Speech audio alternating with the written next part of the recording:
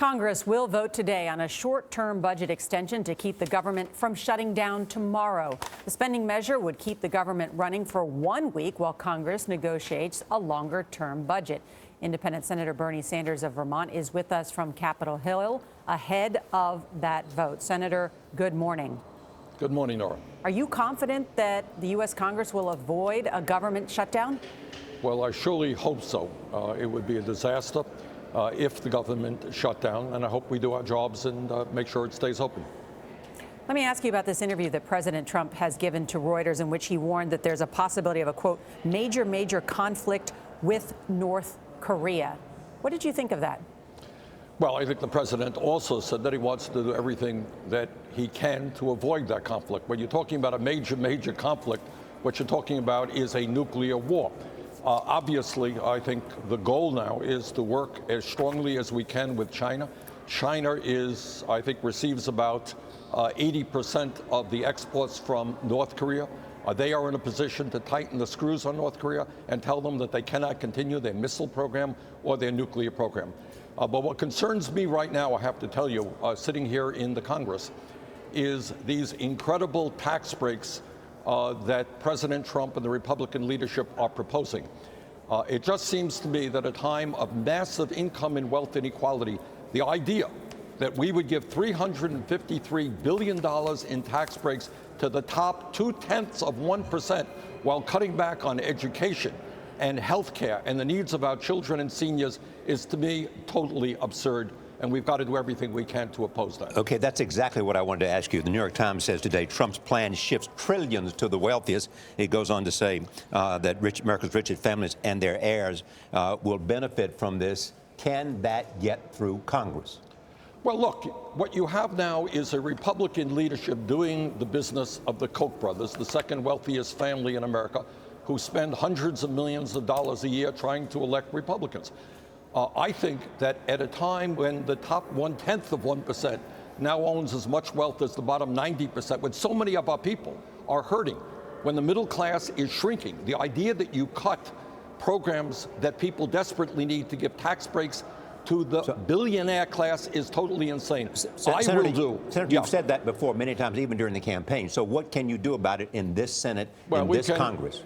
Well, we can rally the American people to say that when you had a president who campaigns on supposedly behalf of the working class of this country, that he's being totally hypocritical and dishonest. Giving tax breaks to billionaires is not standing up for the working class of this country. Well, the latest poll shows, Senator, 96% of the people that voted for him still support him. Why do you think they're sticking with him? Well, the latest poll also shows that he's the least popular president in American history at this point in his administration. I think it speaks to the fact that the Democratic Party has not been as strong as it should be in making it clear which side it is on. The fact that we are the only major country on earth not to guarantee health care to all people as a right.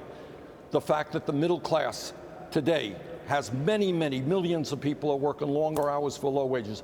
Democratic Party has got to get its act together, make it clear that it is on the side of working people, and expose Trump's hypocrisy. You know, tomorrow's the 100th anniversary, the 100th day of his presidency. Is there anything he's done in the last 100 days that you can look at and say, Donald Trump, you done good? Attaboy. Well, I think there are some things, obviously, that he has done, but I think the gist, you know, he does a lot of things, but I think the gist of his 100 days, and what really bothers me the most, is not just his hypocrisy of telling working families, vote for me, I'm going to stand up for you, and then doing exactly the opposite after he is elected. That hypocrisy is, I think, what is disturbing to many people. Could we just hear one thing that he's done well? Well, I think he has talked at least about the need to rebuild our crumbling infrastructure and put $1 trillion into it. That is, if he's going to follow through on that, that is a very important idea. Something you could support legislatively. If it is done in the right way, absolutely. We can create up to 15 million jobs for rebuilding our roads and bridges and water systems. Senator, do you believe the president has taken us closer to war with North Korea?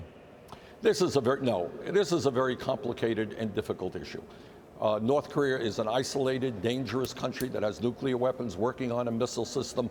The goal now is to bring the world together, especially China, to tell North Korea that economically they are not going to survive if they continue development of nuclear weapons and intercontinental missile efforts.